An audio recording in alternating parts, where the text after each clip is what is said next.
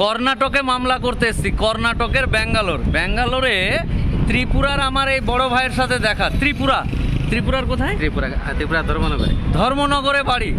হঠাৎ করে চা খেতে গিয়ে দেখা, দু ভাই একসাথে। হঠাৎ করে উনিও চা খেতে এসছে, আমিও চা খেতে এসছি। এখানে ওয়েল্ডিং এর কাজ করেন। গ্যারেজ আছে? গ্যারেজ আছে। ওই 20 বছর ধরে এখানে থাকে। তো হঠাৎ করে দেখা পেয়ে মানে সালাম কালাম দেওয়ার পরে মানে কথাই বলতে পারছি না,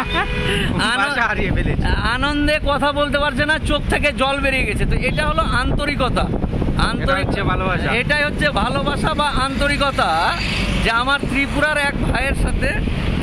এক ভাইয়ের সাথে দেখা। আর আনন্দে মানে কতটা আপন বা কতটা হৃদয় থেকে ভালোবাসলে একে অপরে কান্নার মতো হয়ে যায় কেন? এটা হচ্ছে খুশির কান্না। খুশিতে কি খাওয়াবে, কি করবে, এই যে পিঠে হাত দিয়ে আছি, এখনো কিন্তু শরীরটা কাঁপছে। এই হলো আমার ত্রিপুরার ভাইয়ের গল্প, বুঝতে পারলেন না? 20 বছর ধরে আছে, প্রত্যেক দিন আমার ভিডিও দেখে নাকি? প্রত্যেক দিন। এমন কোনো দিন রুমে গিয়ে যে মিস হয় না, এমন কোনো দিন নাই যে রুমে গিয়ে আমার ভিডিও দেখে না। কাজ শেষ করার পর রাত 10টার পরে আমার ভিডিও দেখে। আর হঠাৎ করে আমার সাথে দেখা হয়ে গেছে। তো আমার বাসায় হারিয়ে ফেলে, কি বলবো। ত্রিপুরার আমার অনেক ভাই আছে, কিন্তু ত্রিপুরার অনেক পরিচিতি আছে।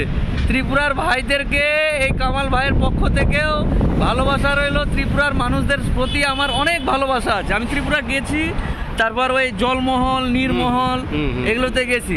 তো ভাই খুশিতে মানে আবেগপ্রবণ হয়ে চোখ থেকে জল বাড়ি হয়ে যাচ্ছে। আমি বললাম যে আমি তো ভাই, ছোট ভাই, আসি আমি মামলা করতে, দেখা হবে, কথা হবে ইনশাল্লাহ। ফোন নাম্বার নিয়ে নিলাম একদম। আমিও ফোন নাম্বার নিয়ে এসেছি, একদম সেভ করে নিয়েছে, তাই তো? হ্যাঁ, কামাল ভাইয়ের সাথে দেখা হয়ে আজকে মনটা খুশি হয়ে গেল। এই মামলা করতে যাব, মামলা করার আগে এরকম ভালোবাসার মানুষদের সাথে দেখা হলে ভালোই লাগে, বুঝতে পারলেন তো? এই যে অনেক খুশি, কতটুকু খুশি হয়েছি আমি নিজেই কল্পনা করতে পারছি না।